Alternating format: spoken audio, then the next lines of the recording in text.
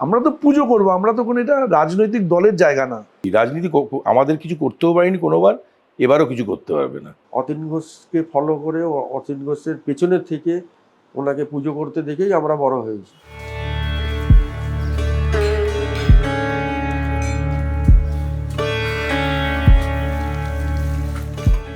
পালাবদলের বাংলায় আসবেন মা দুর্গা। হাতের সময় বলতে মাস তিনেকের সামান্য বেশি। তবে বাঙালির পুজোয় স্রেফ শিউলি ফুলের গন্ধ নয়, লেগে আছে রাজনীতিও, আছে নেতাদের যাওয়া আসা। উৎসবের জাঁকজৌলসের উপরেও নির্ভর করে অনেকখানি। রাজ্যে রাজনৈতিক ক্ষমতা পরিবর্তনের পর কি বদল আসবে পুজোর পাঁচালিতে? সামান্য সরকারি অর্থ যাদের প্রয়োজন নেই, আমার মনে হয় তাদের দেওয়ারও দরকার নেই। আর যারা এই অর্থের জন্য পুজো করতে পারেন না বা পারবেন না, তাদের পাশেই সরকার থাকবে।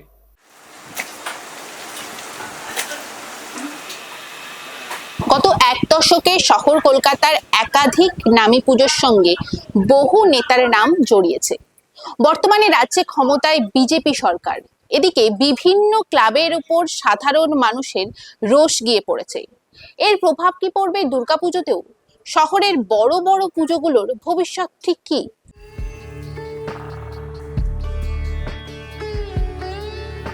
বাপ্পাদিত্য বা পার্থবাবু আগে একসময়, বাপ্পা এখন আলাদা পুজো করে ওই কেন্দুয়া শান্তির সঙ্গে। বাপ্পা আমাদের সঙ্গে অনেকদিন আগে পার্থদা ছিলেন, কিন্তু পার্থদা পরবর্তী সময় রাজনৈতিক বিভিন্ন কারণের জন্য তার পরবর্তী সময় তিনি আমাদের সঙ্গে নেই আর কি পুজোয়।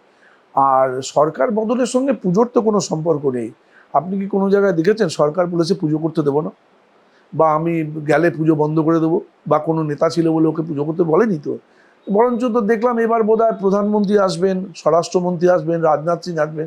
তার মানে তারা তো উৎসাহ দিচ্ছে। আজ পর্যন্ত আমার জীবনে কোনোদিন দেখিনি যে প্রধানমন্ত্রী কোনো পুজোর উদ্বোধনে আসে। এবারে আপনারা ক্লাবের উদ্বোধনে, পুজো উদ্বোধনের জন্য কাকে আমন্ত্রণ জানাবেন? অবশ্যই, কেন জানাবো না? আমার ভারতবর্ষের প্রধানমন্ত্রী বা স্বরাষ্ট্রমন্ত্রী, তো অন্য কোনো প্রভিন্সের না। আমি পাকিস্তান বা বাংলাদেশের মন্ত্রীদের ডাকছি না, অসুবিধার কি আছে? আর আমাদের স্থানীয় এমএলএ তো এখন বিজেপির। আমরা প্রতিবারই এমএলএকে নিমন্ত্রণ যেমন করি, আগে যেমন অরূপদা ছিলেন, এখন থাকবে, অসুবিধার কি আছে?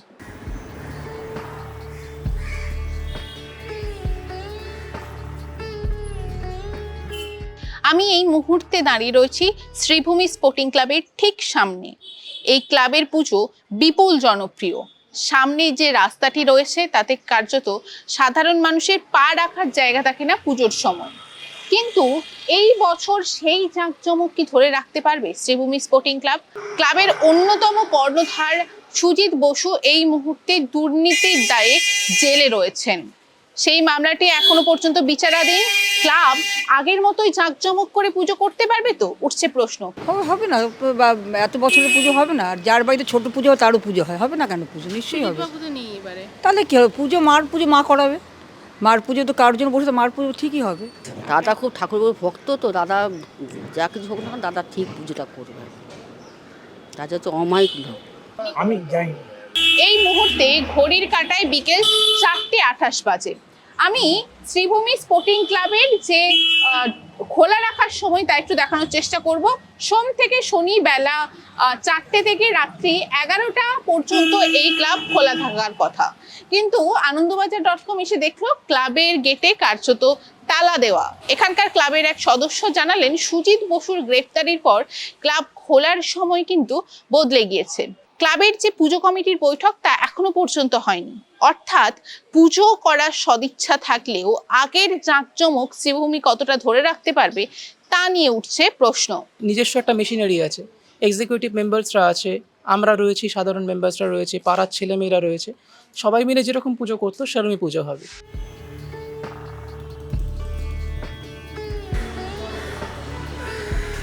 আমি এই মুহূর্তে দাঁড়িয়ে রয়েছি সুরুচি সংঘ ক্লাবের ঠিক সামনে।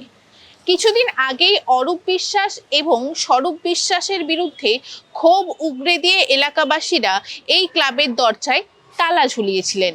একগুচ্ছ অভিযোগ ছিল তাদের। স্বাভাবিকভাবেই প্রশ্ন উঠছে, এই ক্লাবের পুজো হবে তো?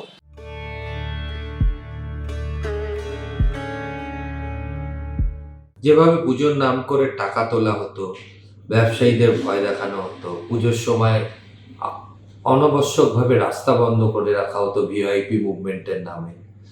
এবং মজার কথা হচ্ছে, এলাকার অনেক মানুষই প্যান্ডেলে গিয়ে মায়ের দর্শন করতে পারতেন না। বিশ্বাস ব্রাদার্সের গেস্টদের দাপটে সমস্ত টালিগঞ্জের সেলিব্রিটিরা আসতো, নেতা মন্ত্রীরা আসতো। তাই এলাকার লোকেরা, মায়ের পুজো বন্ধ হবে না এলাকার লোকেদের দ্বারা, মায়ের পুজো হবে নিষ্ঠা ভরে, একদম সাধারণভাবে সমস্ত উপাচার মেনে সনাতনী রীতিতে মায়ের পুজো হবে, দেখনদারি নয়।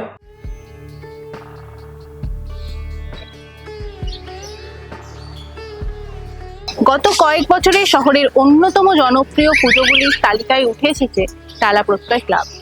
কিন্তু চলতি বছর টালা প্রত্যয়ের পুজো হবে তো, তা নিয়ে একাধিক প্রশ্ন।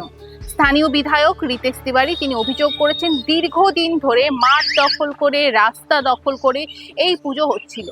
বিষয়টি নিয়ে আনন্দবাজার.com একাধিকবার ক্লাব কর্তৃপক্ষের সঙ্গে যোগাযোগ করলেও কোনো সদুত্তর মেলেনি। আমারই কেন্দ্রে একটি পুজো গোষ্ঠী আছে যারা সারা বছর নয়, বছর বছর ধরে একটি মাঠ তারা দখল করে রেখেছে। আমার এই বছরও টালা পার্কের সঙ্গেই, টালা পার্কের পুজোর সঙ্গেই আমার কথাবার্তা হয়েছে এবং একটা প্রাথমিক স্তরের কাজও সেখানে শুরু হয়েছিল। তারপরে তো কম বেশি যা সিচুয়েশনটা চেঞ্জ হতে, আমরা যতটুকু সবাই, আপনি যতটুকু জানেন ততটুকুই জানি, কারণ টালার ওই স্পেস নিয়ে একটা তো রয়েছেই, যে ওটা তো ওদের নিজস্ব স্পেস নয় না, ছিল সেখানে পুজো হয়। এবার সেখানে পারমিশনের প্রসঙ্গগুলো চলে এসছে, তো আমি ওইটুকুই জানি। খুব একটা প্রাথমিক স্তরের ইনিশিয়াল যেটা সুপারস্ট্রাকচারাল কাজকর্ম শুরু হয়েছিল।